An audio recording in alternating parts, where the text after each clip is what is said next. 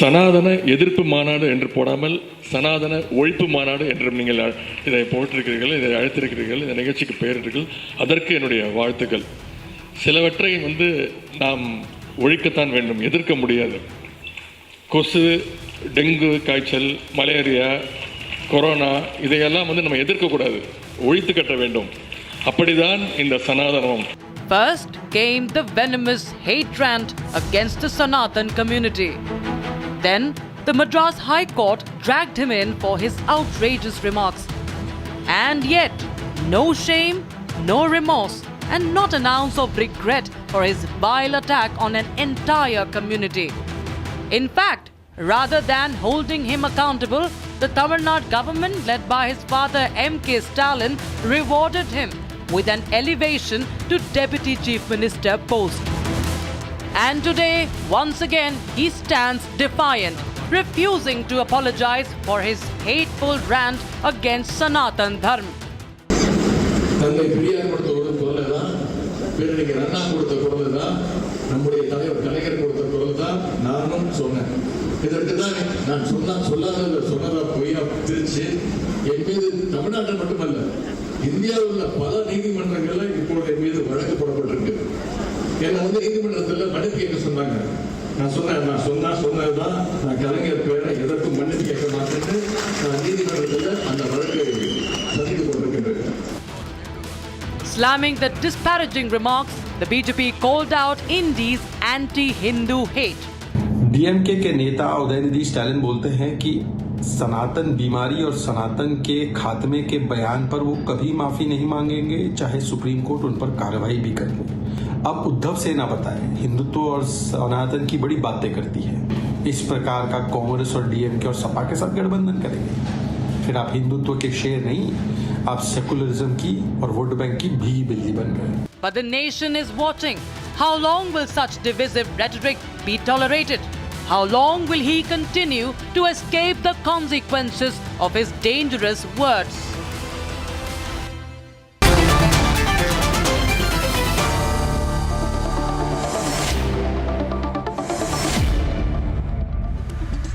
So when a Deputy Chief Minister issues an open threat and a repeat of a threat and is proud of it, against over 80% of the population of Tamil Nadu, right? That is his plan. That's how I see it. That he is, by saying so, he's saying that my warning against Sanatan followers is something that I believe in. I believe he owes an apology because he has threatened Hindus. He has threatened the followers of Sanatan, and his vicious words have the potential to incite violence. He has deeply hurt the sentiments of the Hindu population of Tamil Nadu, Hindu population of Bharat. And he has critically injured the idea of freedom of religion of Hindus. He believes Hindus do not have a freedom of religion. And that is how I look at it. A. Ashwathaman and Pullarao, who is pro-DMK, are on the debate. A. Ashwathaman is a BJP spokesperson.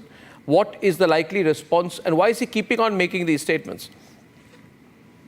Sir, basic idea of Dravida Kazhagam and the Dravida Munnetra Kazhagam, that is DMK, is anti-Hindu, anti-Indian.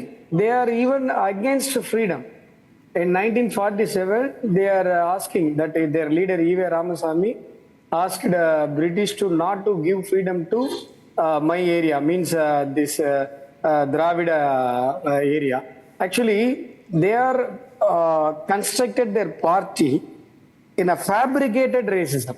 There is no race in the name of Dravidam. It is scientifically, it's a place, not a race.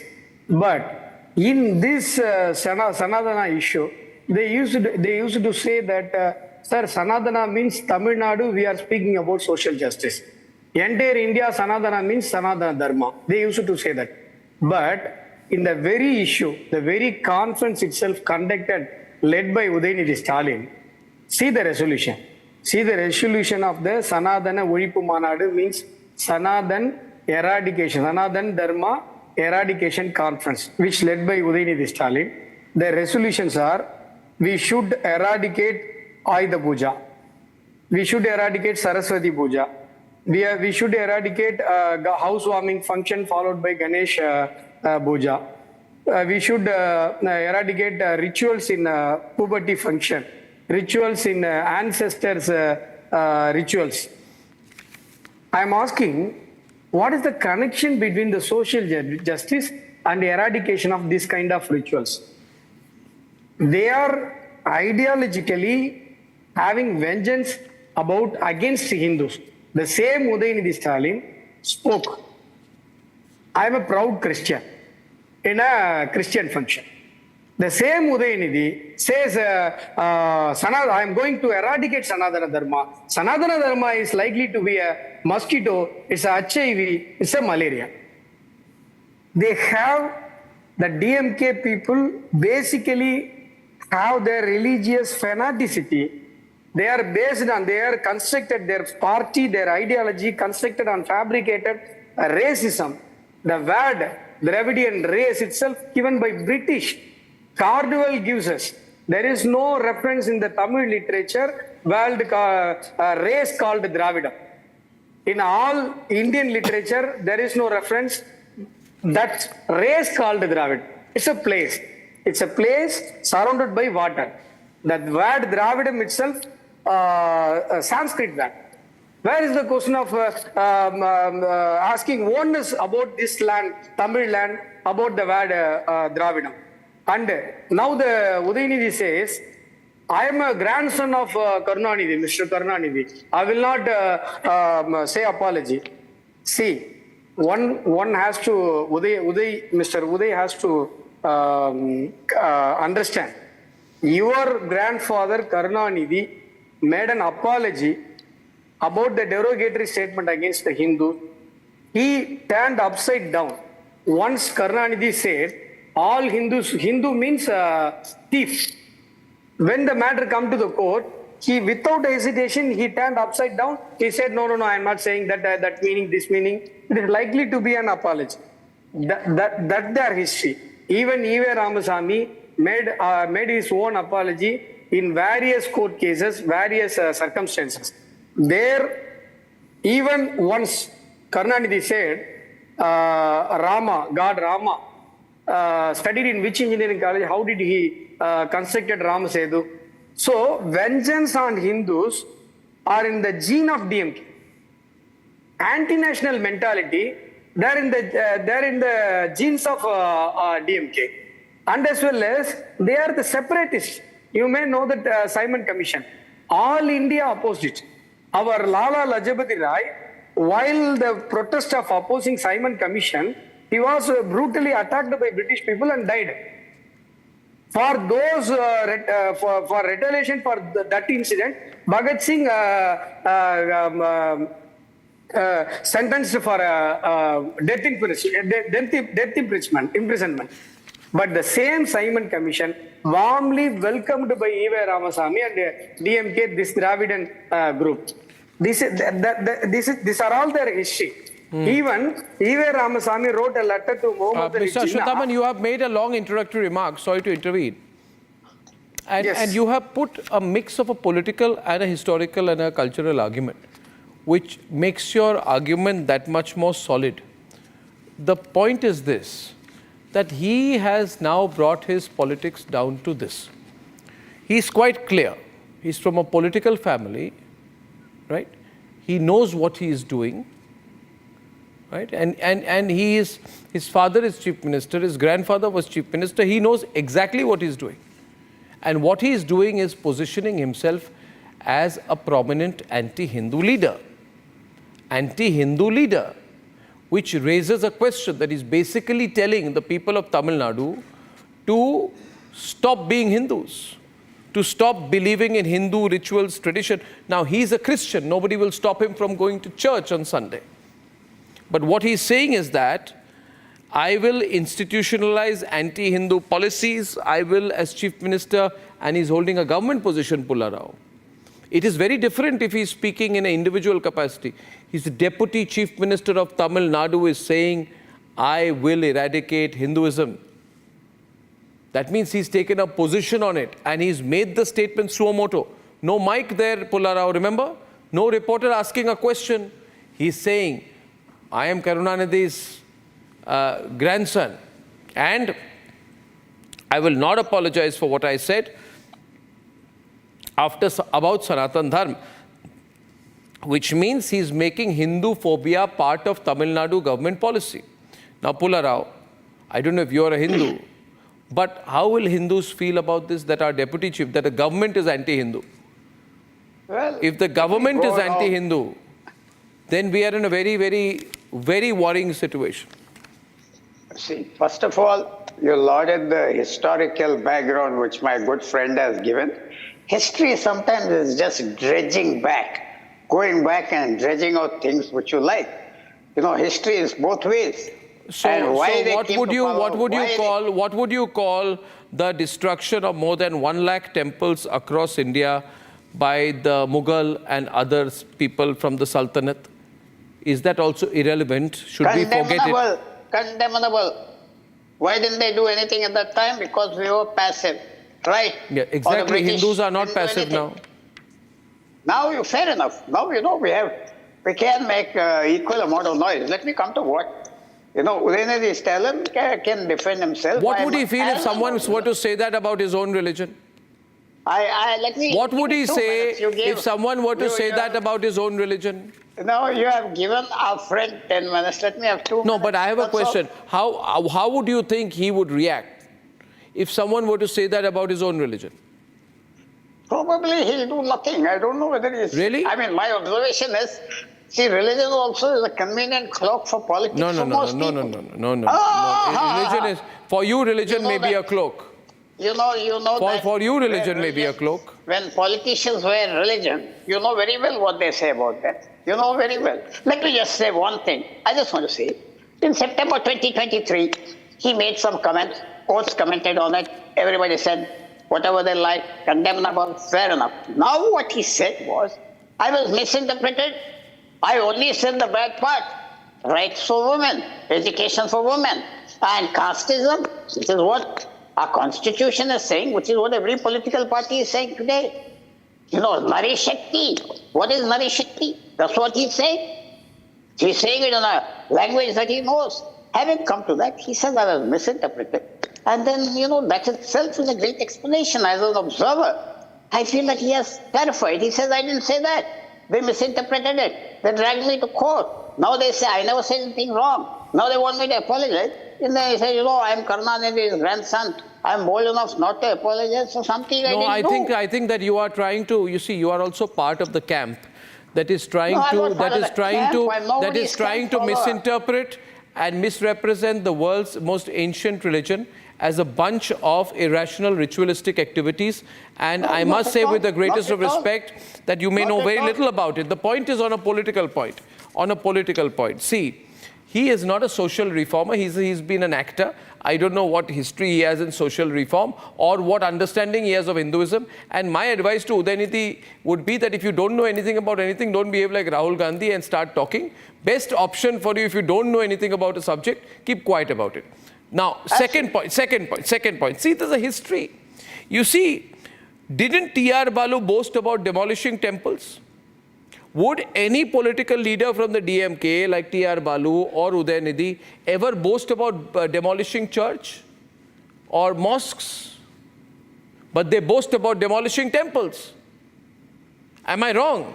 Did he not say, I demolished a 100-year-old temple, a Saraswati temple, I demolished a Lakshmi temple, I demolished a Parvati temple. All the 3 temples were in my constituency. It was on the GST road. I demolished the 100-year-old temples. I know how to get the votes. So you are linking breaking of temples to getting votes. Whose votes? The anti-Hindu group? Why do you boast about breaking temples? Did he not do that? You support that, Pularao? No, You support a political leader who comes and says, give me a medal, I broke temples? I don't. Then why is, my point is, I live in a secular country, so-called, where a lot of pseudo-secular people are boasting about breaking temples. Why are they boasting about breaking temples? If this is a secular country, that can't be allowed. If you want to talk about secularism, I'm ready, but this is not the issue. But Karunanidhi said, who is Ram? In which engineering college did he study? Yeah. Which year did he become a civil engineer? Where is this so-called bridge? The same Karnanidhi invited Satya Sai Baba, Anantapur, I don't want to know that. No. 1 minute. I No, want to say this. please get. I don't. No. His change of heart is not my point. Point is, he's he insulting my brought him religion. home. He brought him is home. insulting. He asked my friend He here. is insulting He my asked my religion. friend. I'm not going to sit Satya quiet Sai about Baba, he it. brought No. him I'm not home. going to He sit said- quiet about it. The point is, he said, he's he brought deliberately him home. targeting Hinduism. You see, if you want to transgress and link it with politics, they should do good politics. The BJP, they are not doing good politics, obviously. They're getting 5% votes, 3% votes. The other side is getting 50% votes. No. Did they not? No. You bring it down to votes. Do you think that is proof of the fact that their decision to deny permission to conduct rituals like the Patina Pravesam was correct? No, To ban the LED screening of the Sri Ram temple consecration ceremony? No, that is. You that want to most- ban the lot screening of the lot Ram of people Mandir did not Pran go to Pratishtha that. ceremony? Lot of people. You Lot think of people of people Tamil did not Nadu go will to forget that they are Hindus because of these activities? They won't. But I want Ashwathaman to respond. See, they are, as you said, I wanted to tell this. Udhayanidhi started his career as a comedy actor. That is his history. Now also he is doing his own comedy with Sanatan Dharma. He used to say, I will eradicate Sanatan Dharma. Mr. Udhayanidhi, your forefathers British trying for this lot, hectic. They are trying for hectically. They did not do so. Mughals are not your forefathers according to your ideology. But they are also tried. You are a small, very small, tiny object before Hindu Dharma, because Hindu Sanatan Dharma means it is Nilayanathu. We used to say in Tamil. It's Sanatan means it's Sanatan. No one can question, shake that. Even your forefathers, British, are not able to do so. Viewers. One thing, sir. Closing, not only Karnanidhi, sir, and as well as Stalin also used to say, reproaching Hinduism, reproaching mantras while solemnizing marriage. He given his fabricated, deformative, derogatory meaning to the Hindu mantras while solemnizing marriage. That is our, that is their history. There is a counter to this, and I can tell you, the counter to this is that there is very strong Hindu mobilization in Tamil Nadu. Very strong Hindu mobilization in Tamil Nadu that is happening on the ground. It has reflected in recent political results. It may reflect more in the future. Anyway, I thank you very much, gentlemen, for taking part in that 1 versus 1 debate and the big breaking story. Viewers, please remember, continues to be the Modi-Xi Jinping bilateral tomorrow, which has happened just in the aftermath of both sides confirming a little bit of a thaw on the situation on the LAC. Now, viewers, in the given situation, what does this mean for the Russia-China-India relationship, Asia and Russia coming together vis-a-vis America? That's a huge and live debate coming to you at 10 o'clock, a global debate when I'm back. Time for a quick breather. Arnab will be right back with the debate.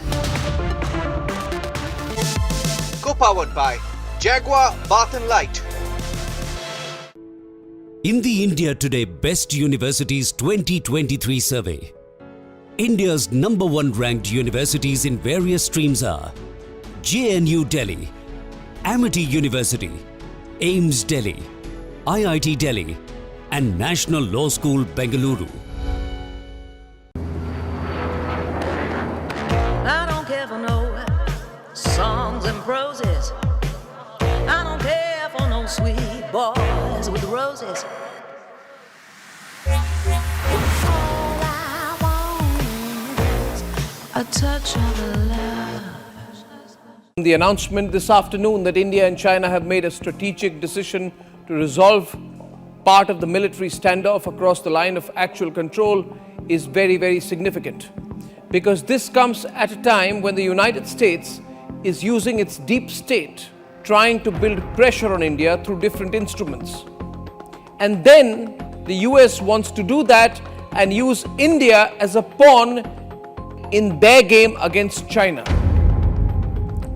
So when we say that we are individually one-to-one solving our problems with China, we are not saying we have a great relationship with China, but we are fixing it. When we do that, the United States and its deep state will be very unhappy, because all that the US has been doing has been building a sense of fear that the only hope for India in case of an armed or military conflict with China is Washington. And I say we can't trust Washington. Washington is wily. It only looks at its own interests. It has the biggest financial stake in China itself and is only expecting to use India as a lever to pressurize China. So it's very good that we are resolving as much as we can on our own with China. It's not 100%, but we are getting there, because once we start solving our problem with China on our own terms, then we can deal with both China and the US on equal terms. And 2 years, 3 years, we'll be the world's third largest economy after the US and China. We must start playing the game this way. This week, when Prime Minister Narendra Modi is in Kazan for the BRICS meeting, he will meet both Xi Jinping and Vladimir Putin. And by resolving at least a large part of the problem with China, by resuming joint patrolling as was announced along the LAC, both India and China are signaling that they are working together to fix the problem, and Uncle Sam can just stay out. In any case, viewers, we must not depend solely or even principally on American intervention for us. It is not our backup in case of a conflict.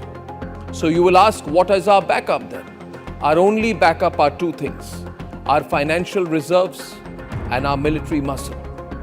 These are our only backups. They will constantly be our only backups. One more thing, Rahul Gandhi should understand that while he is busy lunching and signing secret agreements with the Chinese, the Modi government is clearing up the mess created by the Sonia Manmohan government. Yeah, I can confirm that there will be a bilateral meeting held between Prime Minister Modi and President Xi Jinping tomorrow, 23rd of October, on the sidelines of the BRICS summit. The exact time and other logistics are being worked out, but the meeting will take place tomorrow. Time for a quick breather. Arnab will be right back with the debate. Co-powered by Jaguar Bath & Light. In the India Today Best Universities 2023 survey, India's #1 ranked universities in various streams are JNU Delhi, Amity University, AIMS Delhi, IIT Delhi, and National Law School, Bengaluru.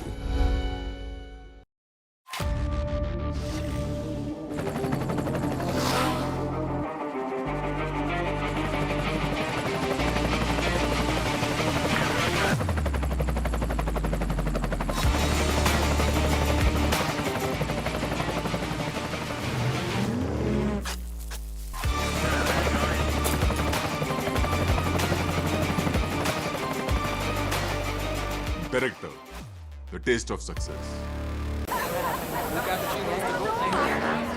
I don't care for no songs and proses.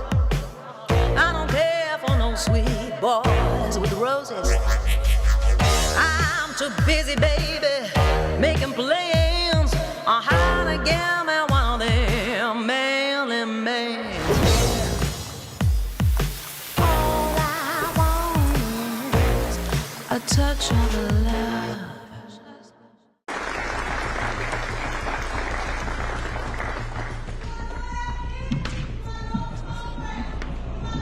Give us what you stole from us!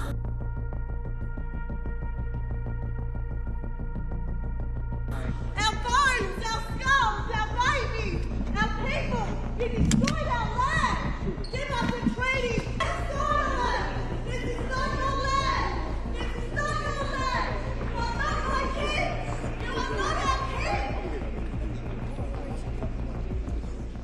feel that? Well, I got carried out by the AFP, so I didn't get a chance to look around on who was supporting me, but I certainly got a few nods from Aboriginal people in the room to show that they support my resistance, which is... Yeah, I can confirm that there will be a bilateral meeting held between Prime Minister Modi and President Xi Jinping tomorrow, 23rd of October, on the sidelines of the BRICS summit. The exact time and other logistics are being worked out, but the meeting will take place. Time for a quick breather. Arnab will be right back with the debate. Co-powered by Jaguar Bath & Light.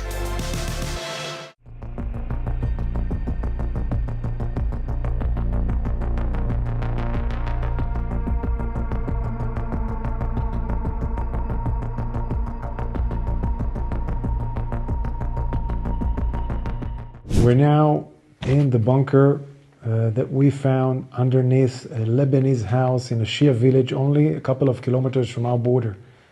This bunker was ready for Radwan forces, for a battalion of Radwan forces to enter into this bunker and do a raid into Israel and do a larger scale of massacre than the 7th of October. They were planned with the motorcycles here to go to Kiryat Shmona, to Iftach, to village.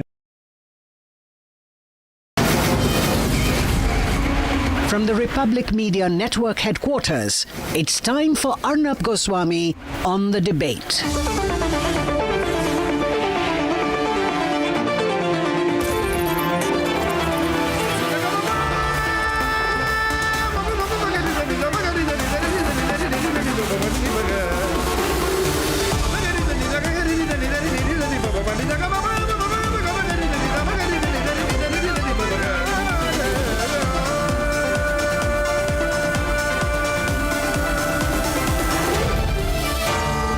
Arnab Goswami on the debate.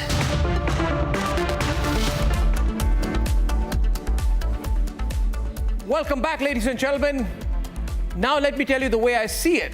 The way I see it, viewers, Ukraine-Russia war, battle, whatever you call it, is on. It'll be on for some time.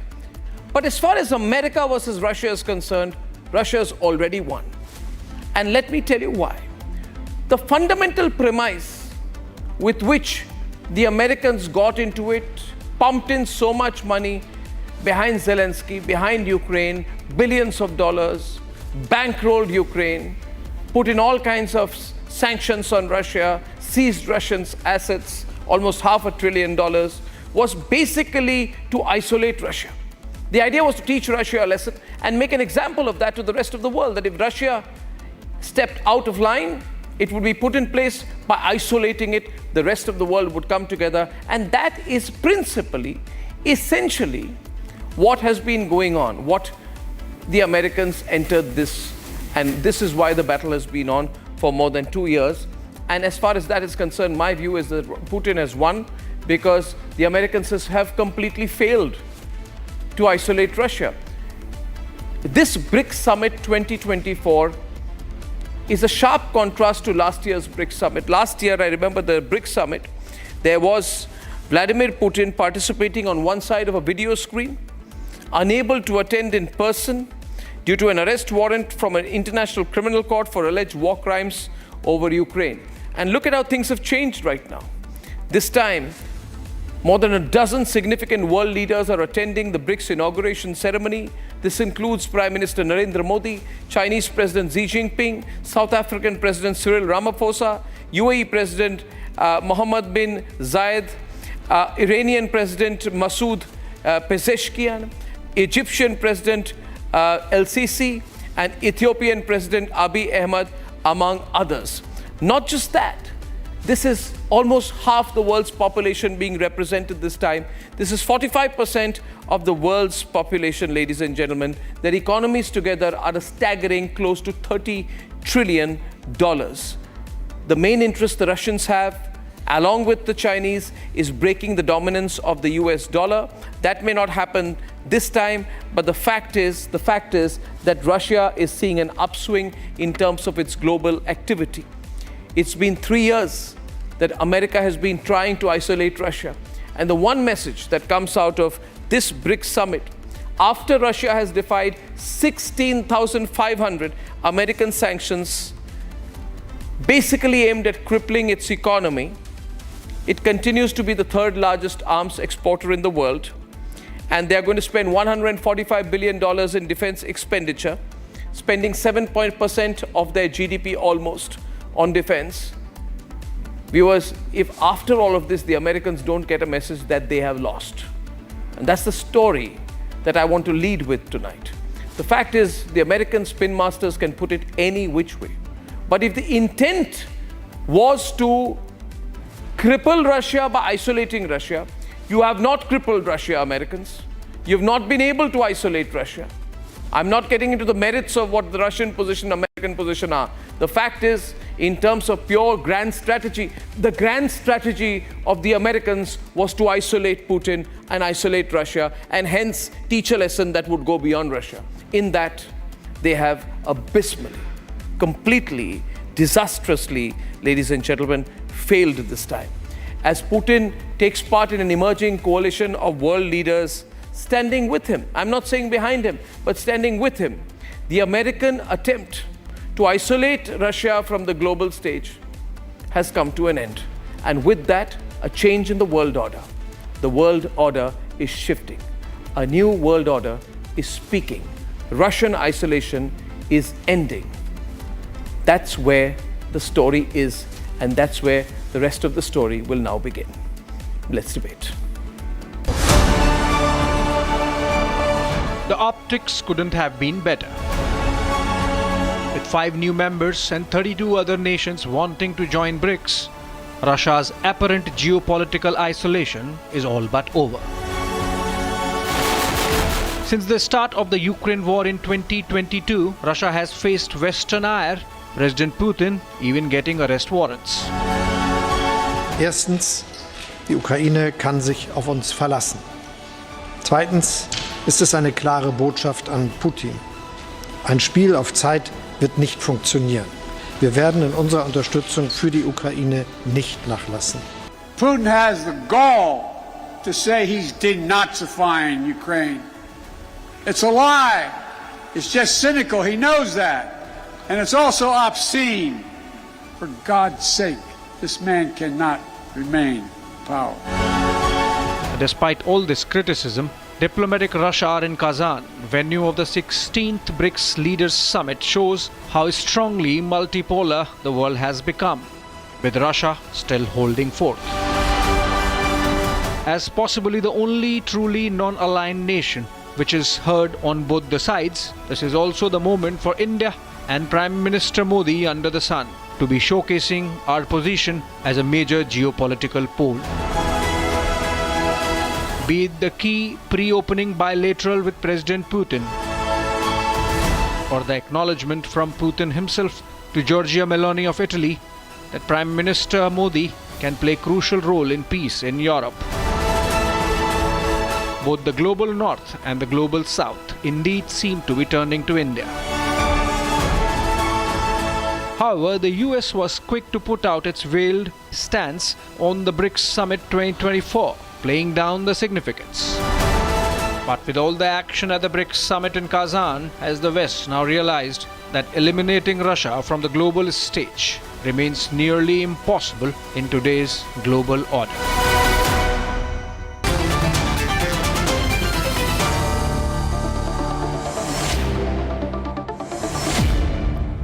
Let's look at this in terms of geopolitical communication strategy. Sushant Sareen from Delhi, Konstantin Krylov is Secretary General of the Eurasian Chapter of the Universal Peace Federation from Moscow. Pelman Grigory is Co-Chairman of One Future Business and Cultural International Forum from Moscow.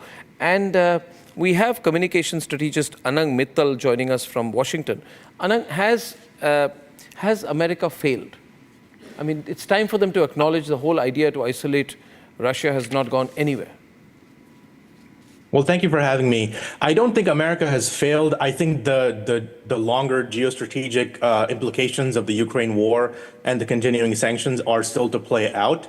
But I do think that it's very obvious that, as you said, since the last BRICS summit that Mr. Putin is not going away anytime soon, and neither is Mr. Xi. So I think we have to look at this BRICS summit, and especially Prime Minister Modi's appearance there, the various agreements that he's been talking about that have been hinted at as a sign of India's strategic independence. And I think America, with the tensions that America's had with India, this Canada controversy, I think it's very clear that American pressure is simply not, as strong as it was during the post-Cold War era or even during the Cold War. And I think Americans have to own up to that. The American foreign policy has to own up to that and simply agree to it. And I think some of the folks in Biden's cabinet are pretty aware of it, even though they may not want to admit it. But I do think that America, is going to continue to place pressure on all the countries and is going to continue to pursue its own foreign policy, its own interest. But it has to understand that other countries are also going to pursue their own interests, and that those do not necessarily align all the time, 100%, with America. So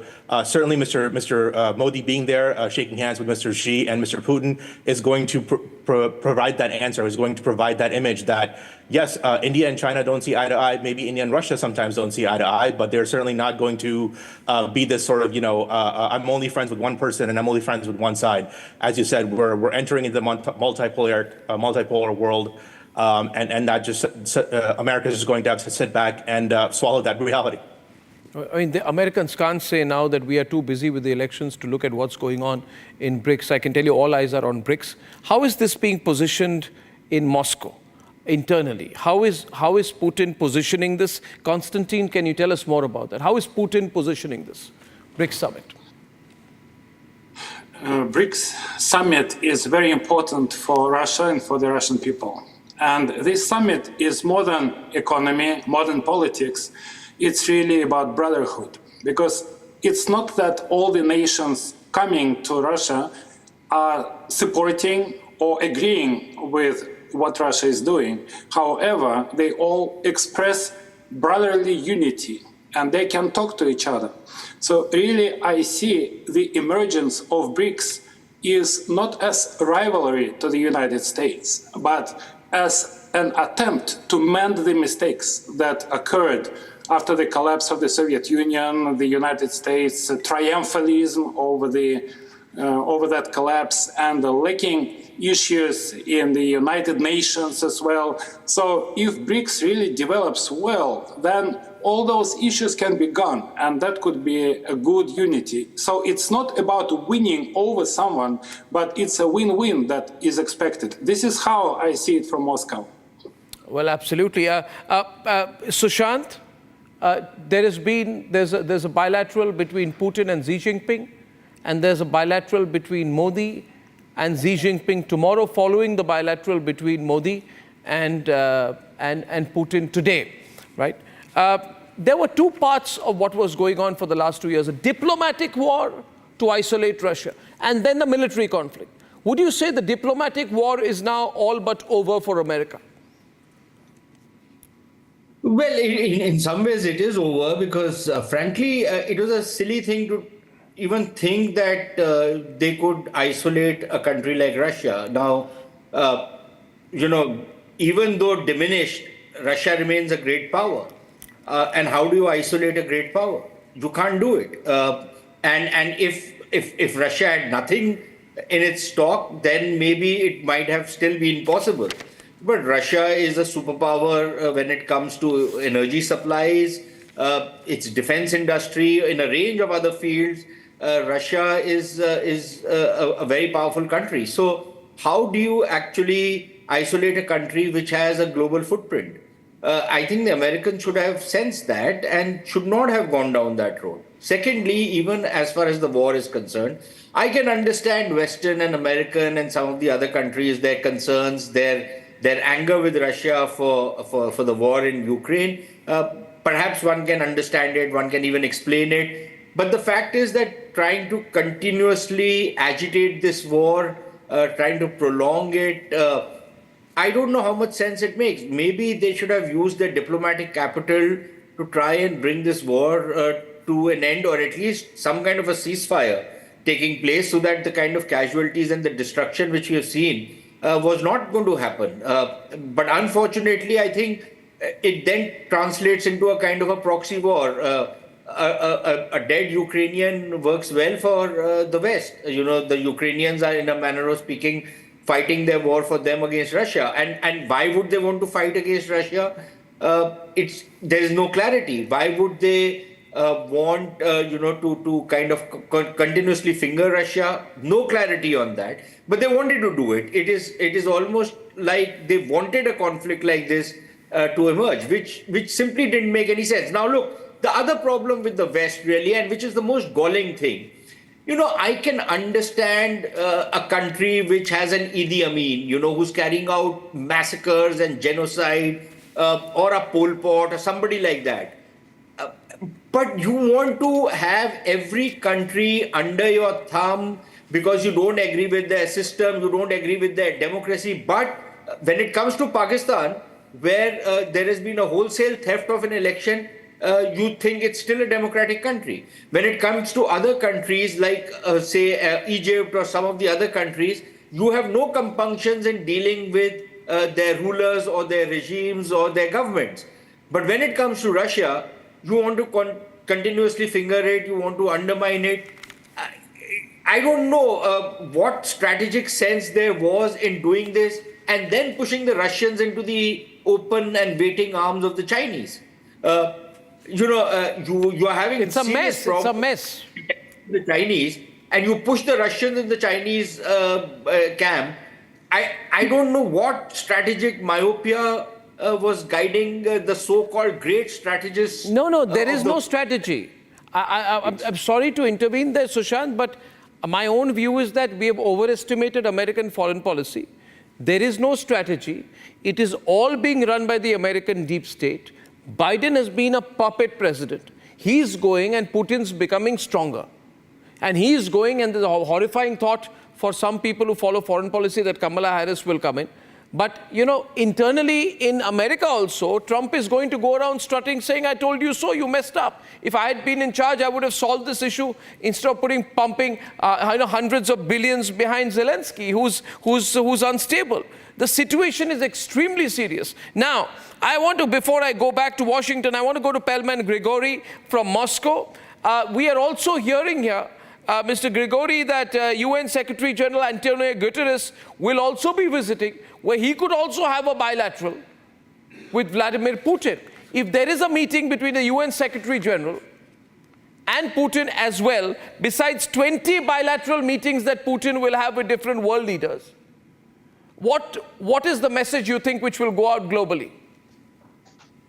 Yes, I think it's a very important message to all over the world, not only for the global south, that political situation and the wishes for the new order is very, very strong in position now.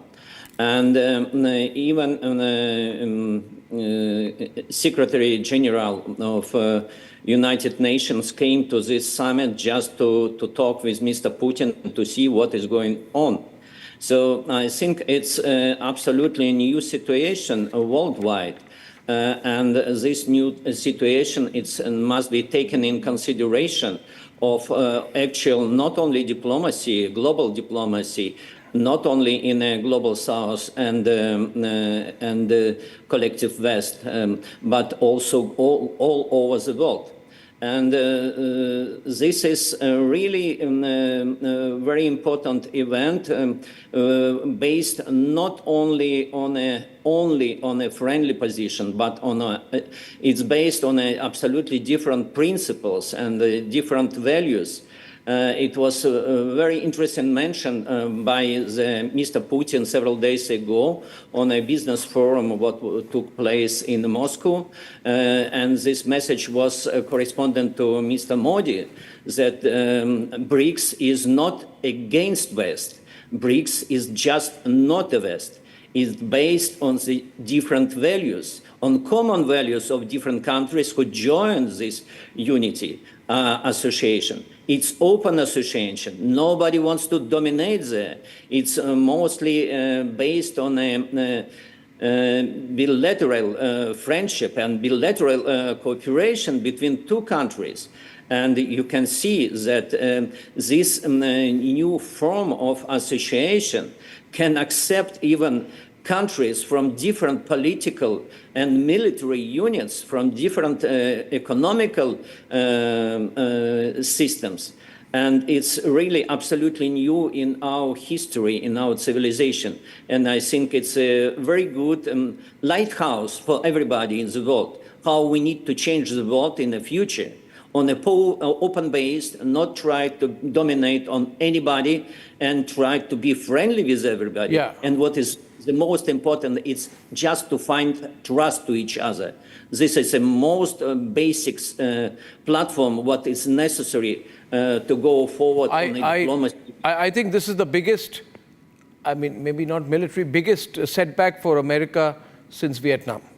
Without doubt. I think Joseph Chalil, I think the Americans are going to have to come to terms with it for a long time.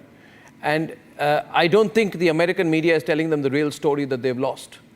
Essentially, I look upon the BRICS summit, the presence of the UN Secretary General, the presence of Narendra Modi, Xi Jinping, the presence of all these world leaders, the global south backing Russia, and economic and defense cooperation between them becoming stronger. In fact, the West has lost Russia as a market, and Russian economy is outpacing Europe. The Russian economy is growing faster than the US. The World Bank has just declared Russia a high-income economy. Their industry has rebounded. Their unemployment rate has gone down. So Russia has really done well. And you can only see what's happening to Europe and what's happening to America. I mean, it's been a mistake. Can there be any pulling back? Can there be any pulling back for America now? Or will that have to wait till after the results of the elections? In 3 weeks, you will know the results. I mean, November 5th, you will see the election results. What's been happening is, for the past 4 years, the weak U.S. leadership had empowered the deep state to become more powerful. And you just have to follow the money. Who's benefiting from all these conflicts? From whether the Israeli conflict in the Middle East, or is the Russia-Ukraine conflict? Money are the industrial defense industrial complex in the U.S. Most of the industries in the U.S. are privatized. Most of the companies which make guns and and armaments and flights and missiles and even missile defense systems, all privatized American corporations, and their main interest is keeping the conflict alive. So looks like they will lose if a strong leadership comes in and put an end to this and bring in world peace. So unfortunately, a weak President Biden had let an upper hand to this defense industrial complex. I mean, I remember 20 years ago, the Republican Party was a pro-war party in the U.S. Now that's completely changed. Now Kamala Harris and the Democrats are the pro-war party. They don't want peace. But there's going to be no support for them. No. But Joseph, on that, I just want to throw again to Mr. Mittal. They can't. This is terrible news for them at this stage of the election, for the whole Obama-Kamala Harris campaign, because Trump and Trump supporters are going to say, "You lost. You embarrassed America," and this is going to go wildly against them. Anand. That's right, and you have to remember that the Obama-Biden policy of 2008 till 2012 was to approach rapprochement with Russia, to be friendly to Russia, to say that Russia was not a problem. Mr. Obama famously in the 2012 election said, this is a Cold War mentality, that Russia is our enemy. So I think the double dealing, the hypocrisy, the double standard is certainly there. It's certainly something that has not escaped the American viewers, the American audience, and the American voters. And I think that's going to continue in this election. I think most likely what you're going to see if Mr. Trump is elected is going to be a change in the views that the American foreign policy views are going to change. But I'm not sure if that's going to end the Ukraine war, but it's certainly going to make the right moves towards a more peaceful negotiation, possibly the right moves towards even being more friendly to India. If BRICS is the new a thing in town, then Mr. Trump is certainly going to want to make a deal. He loves to make deals. He loves to do bilateral. So he will certainly ratchet up his foreign policy, his diplomacy, to make sure that India doesn't fully fall into the Russia-China sphere, and I think that's understandable. And I think, like I said, are Americans seeing this? Anand, Are Americans seeing this?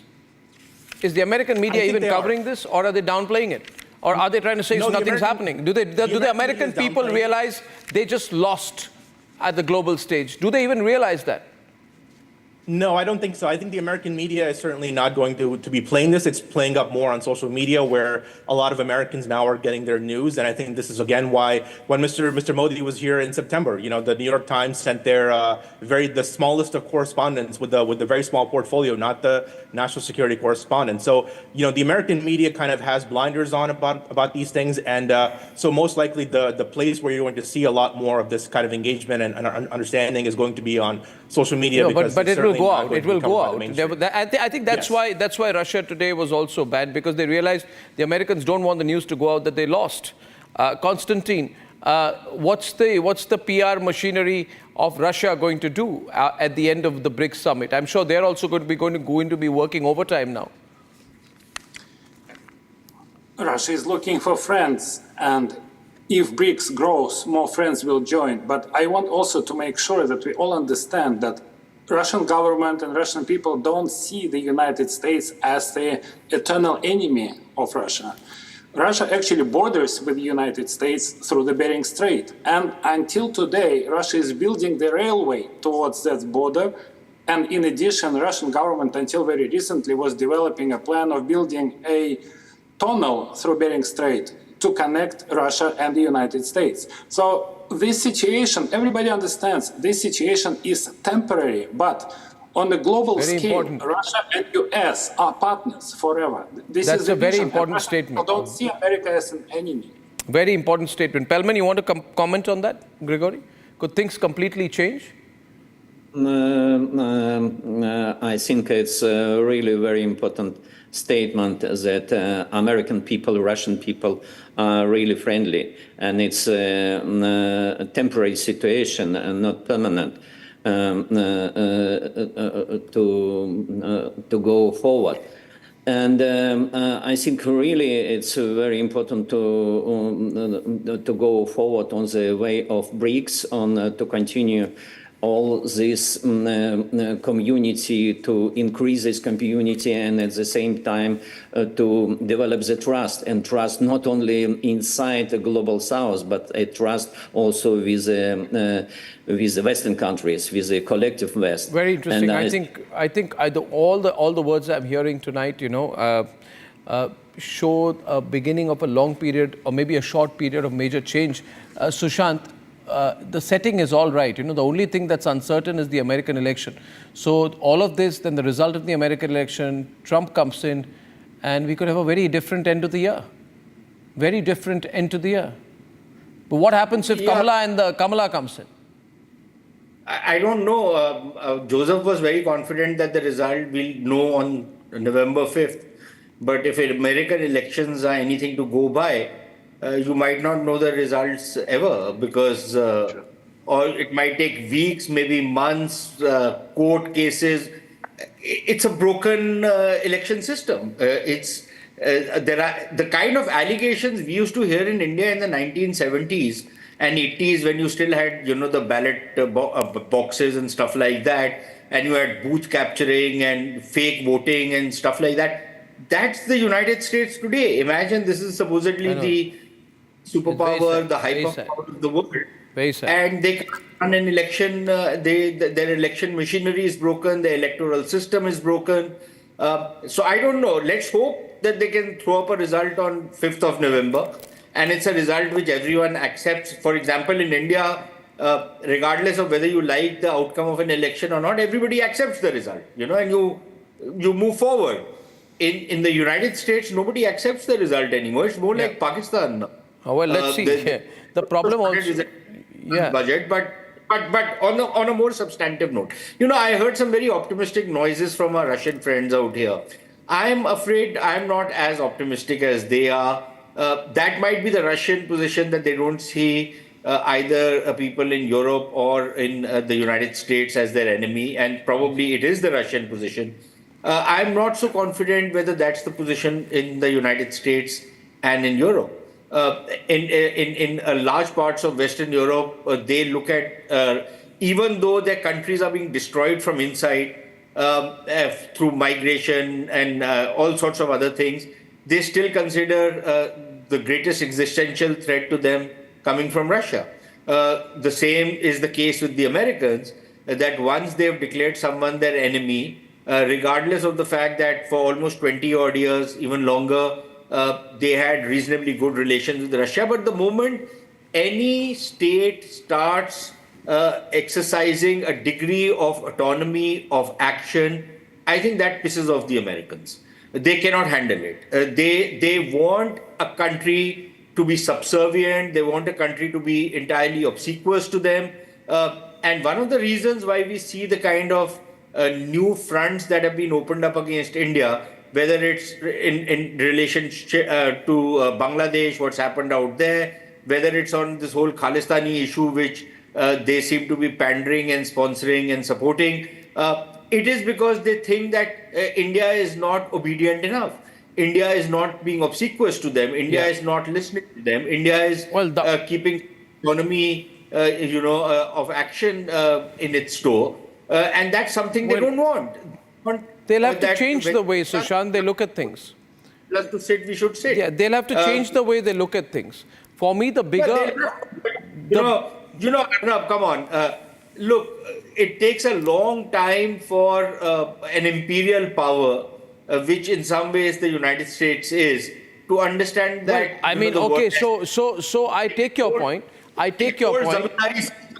When the Zamidar's serf becomes the IAS officer in India, the Zamidar can't handle it. I tell you here, Americans will have to understand nobody is their serf. But I'll tell you the real problem in America. The real problem in America is that they have become insular. They know more about Taylor Swift than what is happening in the rest of the world. That is America's problem. They are not engaged with the rest of the world.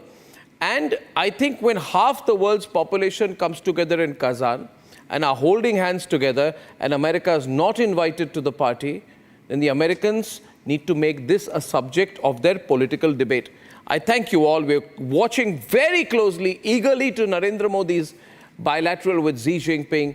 That's tomorrow, and we'll be live on that. Viewers, for the biggest breaking news stories from India and around the world, it is only and only and only Republic. I'll see you tomorrow. Goodbye. Time for a quick breather. Arnab will be right back with the debate.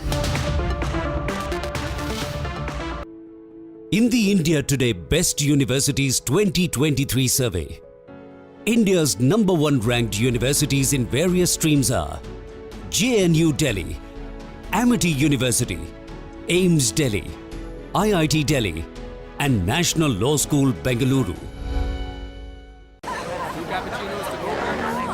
I don't care for no songs and proses. I don't care for no sweet boys with roses.